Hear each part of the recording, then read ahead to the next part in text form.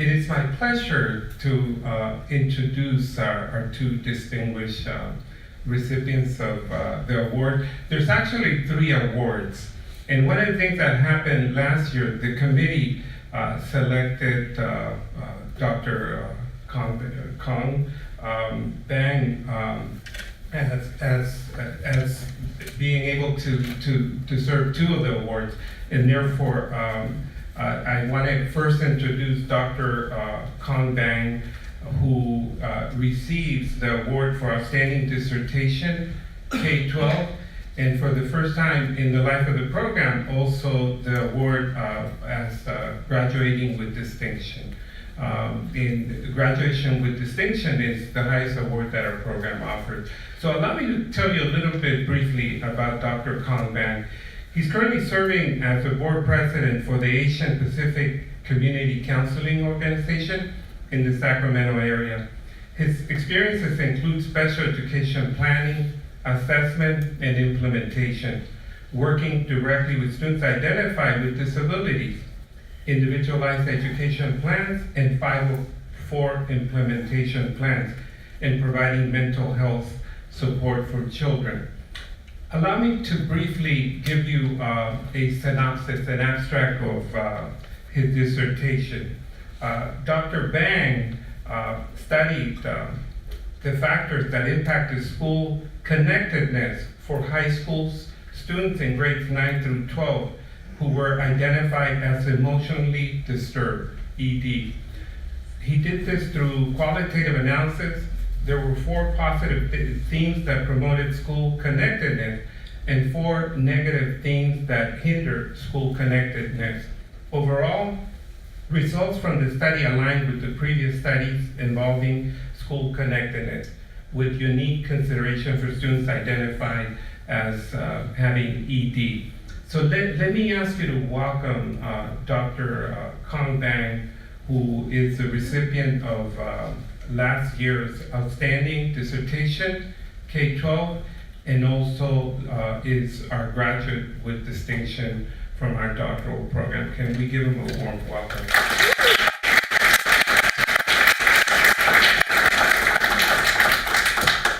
Thank you everyone for coming. I say this at every public speaking that I go to.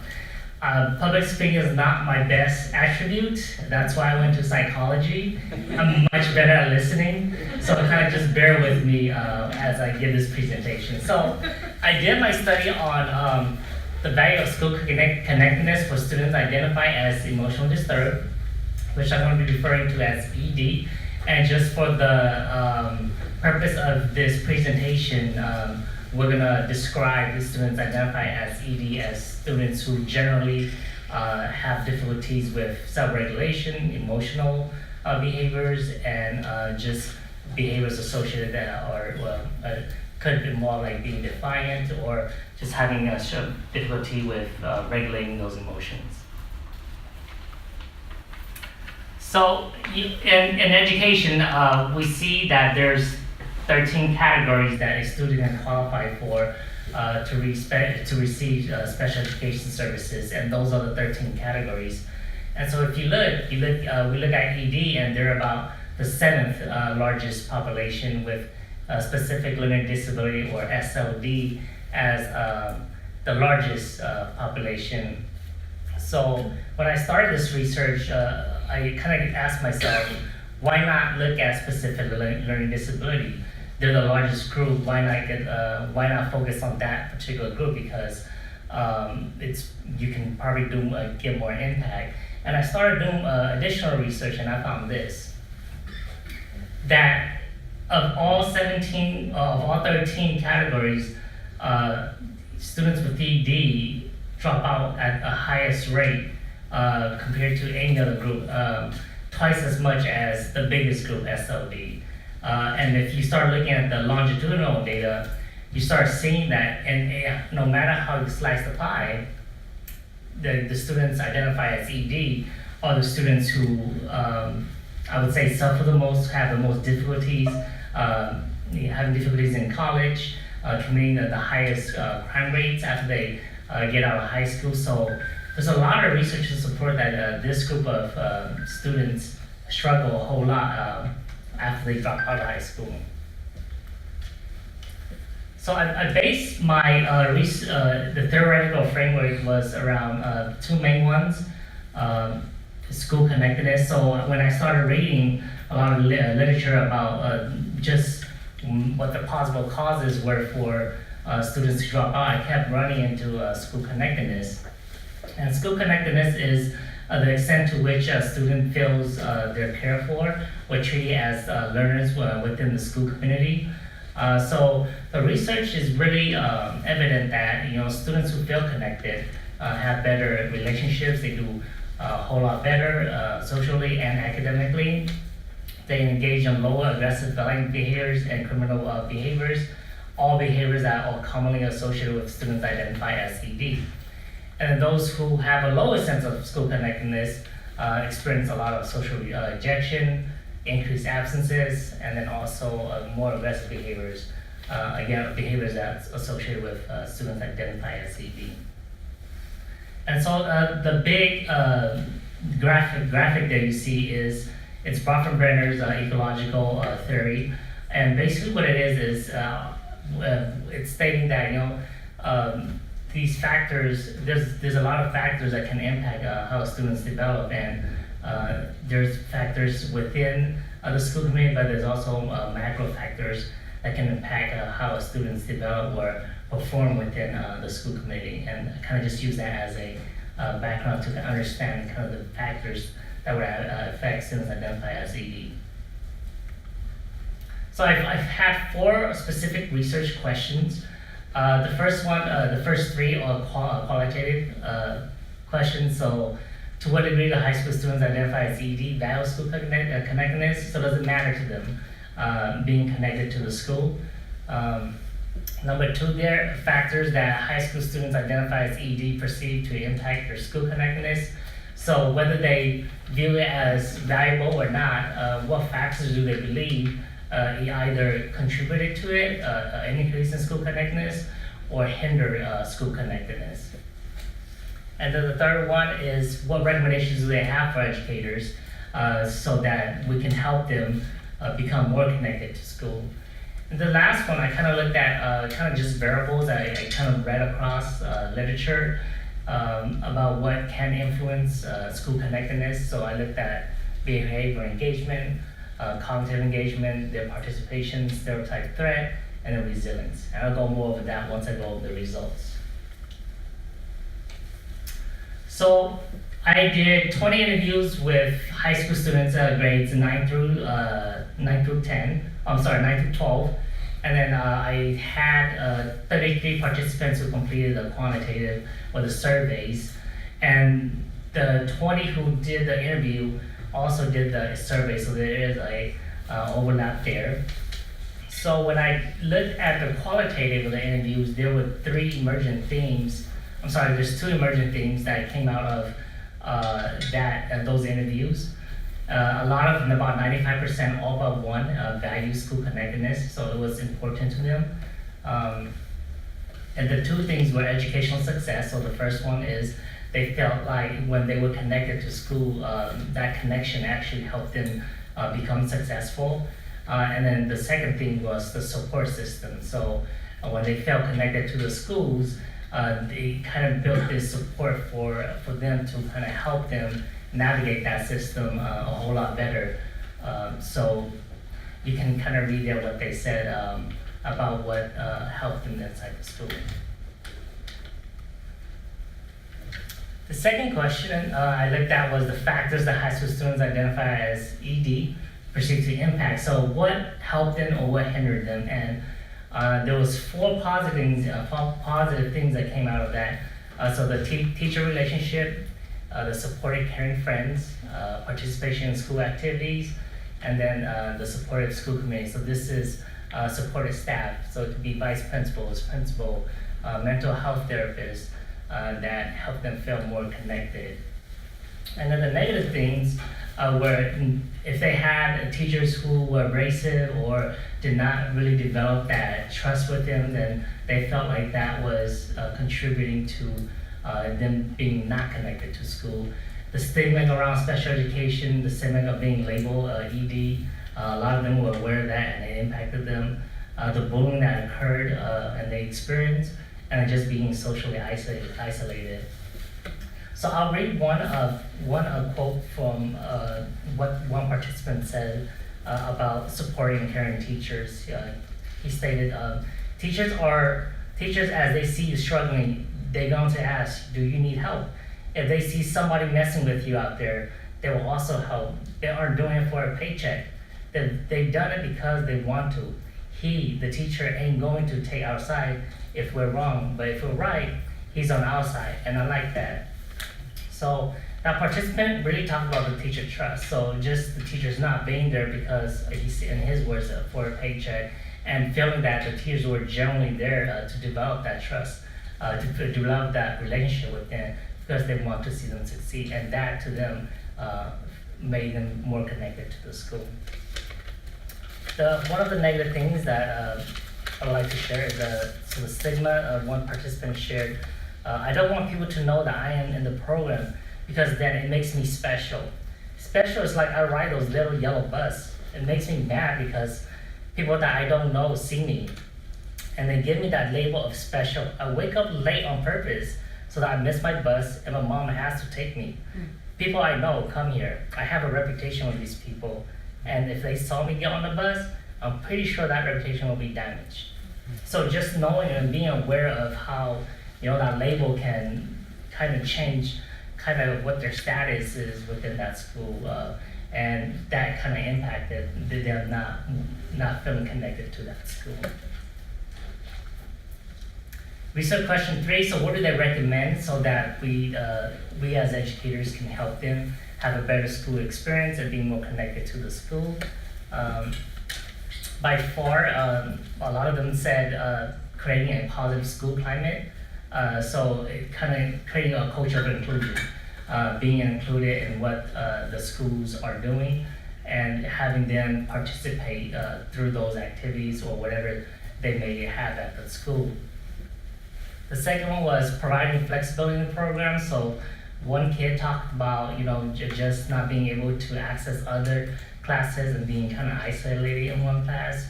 And then the third one was making a commitment to have teachers create relationships with the students. And by far, the students talk a lot about teachers and how the teachers can influence their connectedness to the school.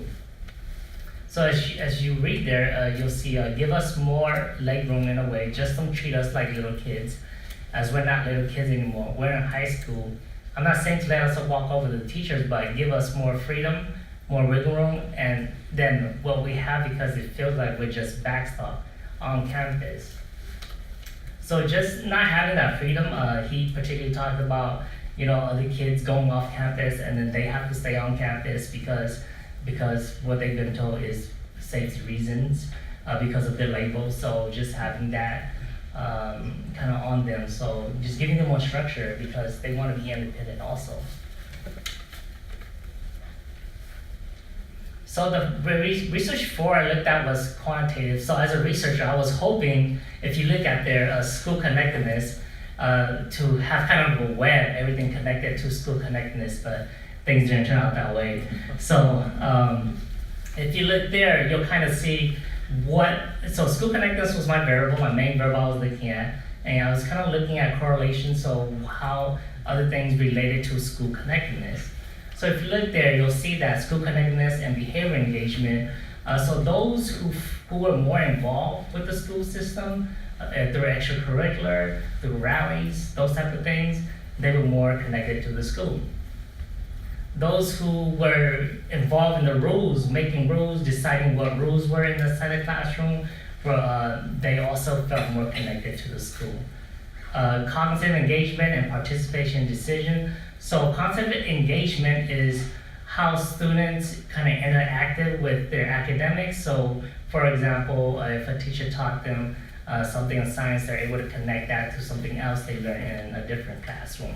So just being, putting effort into studying for the class, so just being there and present and engaging with the academic tasks. So those who engage in those behaviors also felt like they were more involved participation or decisions in the classroom. Stereotype threat, so it's just the belief of or how a disability impacts their performance. So those who are actually more engaged or more cognitively engaged were also more likely to be threatened by those stereotypes of disabilities, which I found interesting. I would have thought it would have been the other way, but I kind of figured maybe those who were more cognitively engaged probably cared more about those disabilities, and that was significant. On the bottom, you'll see foster and non-foster, so I compared two groups, the non-foster ED, student identified as ED, and then the foster students who identify as ED. And so we see that the end there represents the mean, so it ranges from 1 through 5, so you'll see that 5 being having more of a threat to the disability label. And you'll see that non-foster kids are more likely to have the stereotype threats or disabilities are more likely to have an impact on them versus the foster, which again I found interesting. I figured maybe it's because the foster has a lot of trauma and the kind of, I don't want to say like immune to labels, but kind of experience a lot of it, and maybe that's kind of on the kind of the bottom of what they have experienced in the past. So that might be the explanation of that. There could be other explanations though. The other variables I looked at was resiliency. So this was it kind of just supported what the literature said already. Those who are more resilient tend to be less threatened by stereotype threats. And then the last one, when we compare foster to non-foster, those who are in non-foster felt more closer to people than those who were in the foster care system. Okay. So my recommendations, I kind of tailor it accordingly to our leadership frameworks. So what I kind of recommended was from a district to a site to a classroom, involve students into the process. A lot of the kids were saying they don't feel like they have a lot of power or they have a say over what the programs were designed or how they are designed. So we got to listen. We got to take this ongoing dialogue in order to improve our programs. The structure, a lot of them like the structure, but again, it's just give a little bit more flexibility for them. Structure is okay. It's just we have to provide them a little bit of room so that they can grow as individuals and students. Political, just so working with other colleagues or other specialists within the field to design the program instead of just having one particular person or one committee design it. The symbolic, so creating the culture about what disability is, what students identify as EDR, and just kind of talking more about what that label represents. Because I feel like we can pass policies. Tomorrow we can go write something about how we should treat kids or how treat kids to treat kids. But I think if we don't change ourselves, then the system's not really going to change, and we are the system. And so we have to kind of change that culture about how we view disability, how we view students identify as ED. And then social justice, kind of just bring in some inclusion. That's kind of the social justice piece was really how I got this research started. My very first year at school psychologist, I went into the classroom and the kids always, every day, ask me, how come we don't get to go on field trips? How come they get to go to these access and we don't get to go? And the teacher and I decided to have a talk with them one day, and to be honest, we didn't have really good answers for them, and the only answers we had for them was for safety reasons, and I don't think that was a good enough explanation for them. So I think we as educators, if safety is an issue, then we need to find accommodations so that safety is not an issue for them, and so they can have access and they can go places and experience things like every other kid can experience. So just that social justice piece. And then that's it.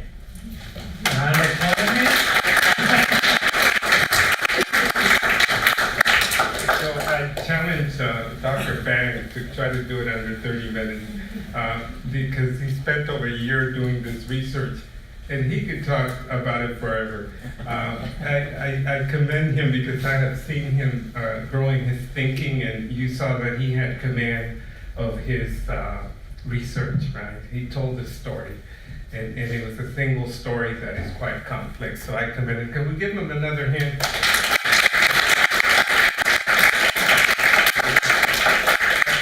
Are there any questions? What's next?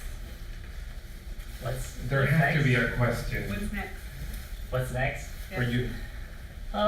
You know, I mean, I've always enjoyed this population, so I'm gonna stay with this population. I'm hoping I can get into a position where I can more directly influence how these programs are designed. So that would be like the ultimate next. Dr. Wang? So I'm wondering, several of us in the room work with pre-service teachers, and I'm wondering if there's anything that could be, from your research, that could be applied to the new teachers as they're getting formed, that might help them, you know, hit the ground running and really putting some of your ideas into practice. No, I think I think there are a lot of things we could do, and I'm not too familiar with the pre-service teachers, but I feel like a lot of teachers, when they come out, a lot of them don't have behavioral backgrounds. So I think one of the things we need to do is get that component into pre-service teaching or even the credentials programs, where, because a lot of part of my job is I find myself consulting with teachers about just how to implement a class-wide behavior system, and I think that takes away a lot of the referrals that students get into the students at FISD, because we don't have a lot of strategies of how to implement effective classroom behavior management. And when we're able to do that, then we really can reduce the numbers of students who get referred into special education alone. So I think that would be a big component, just that behavioral piece built in.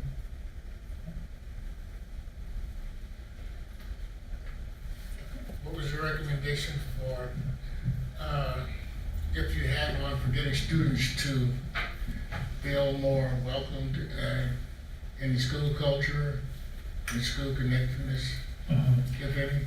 Yeah, I think a lot of them, every single one except one, talked about the teachers, and I think if we can help our teachers connect with these students or build trust with these students, I think a lot of them would feel more welcome, more connected. When I was doing my research, I went to one school, and it was in the morning, and it was just eye-opening, because what they did was, as the bell was ringing, every single teacher was at their door, kind of welcoming every single student into their door. And as that finished, I saw one kid crying just in the quad, and the security person, instead of calling a mental health or instead of calling somebody to come and help, he took the initiative to talk with the student instead of saying, hey, you need to go to class before you're late.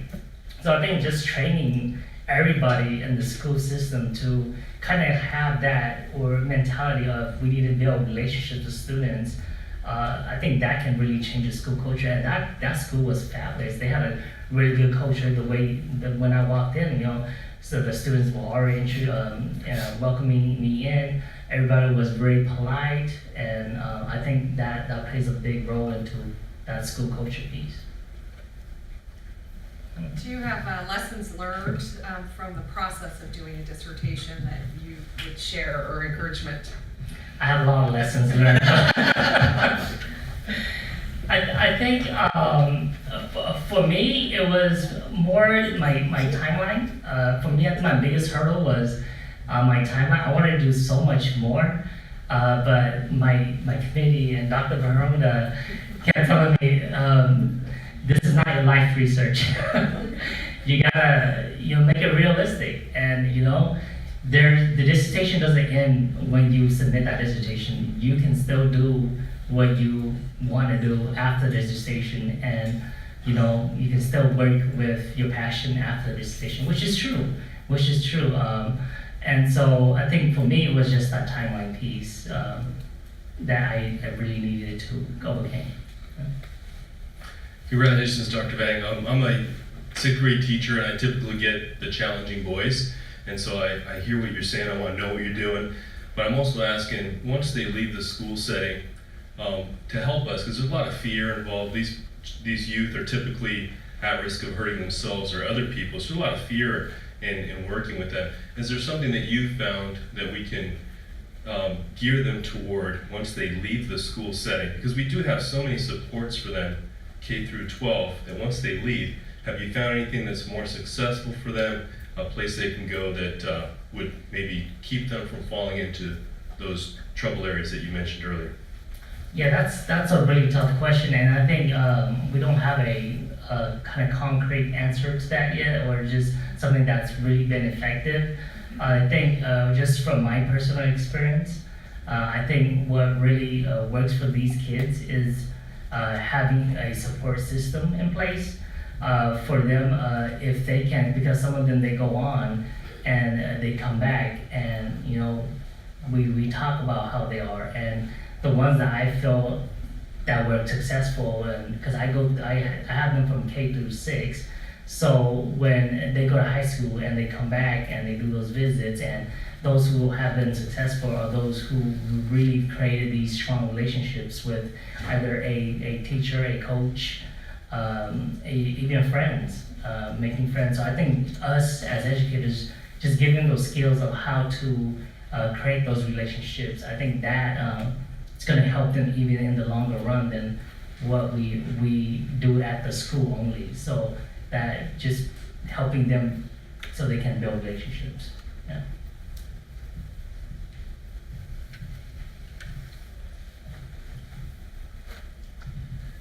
I was wondering regarding when you talked about the cultural activities that sometimes they cannot be exposed to, going outside for field trips, how much does the risk management or liability play into it, and in order to minimize and to allow them to have that full experience? That's a really good question, and I think I've asked that question to a couple of my principals, and the answer I've always gotten is we don't have a resource for it, so we would need almost like a 1-on-1 ratio to even have them go on like a field trip if we're talking about off campus. So I think it's more of providing the manpower or just the support so that they can go on those trips. And I think in terms of just risk, I feel like there's always ways we can accommodate these the students. But the answer I've always gotten is just the resource. We don't have a resource for it. Yeah. So Dr. Wong has another question for you. Was there somebody else in the back? No, I don't think there was. I may have missed this, so I apologize. Of the 20 participants in your study, were they in inclusion settings, or were they in self-contained classrooms? What was the actual context of their daily experience? And if they weren't included, how do you think that might have changed the outcome of your study? Sorry. Yes. So part of we talked about that, and we didn't include that as like a demographic questionnaire to include whether they were in a less restrictive versus a more restrictive. But I kind of knew the programs, so I'll say we got a mixture of low restrictive and then kind of medium restrictive. We didn't get the severe side of it. So definitely, I think if we got the severe side of it, I think we would have gotten different perspectives about what may have contributed to their school connectedness or not. And I think it would have kind of shed more light on what we can do as educators to help them. And I think they would have had more things to say, especially on the severe side about what their school experience have been. So that's definitely something for future studies to look at, for including those who are more on the severe side. Yeah. Others? Can we give him a hand?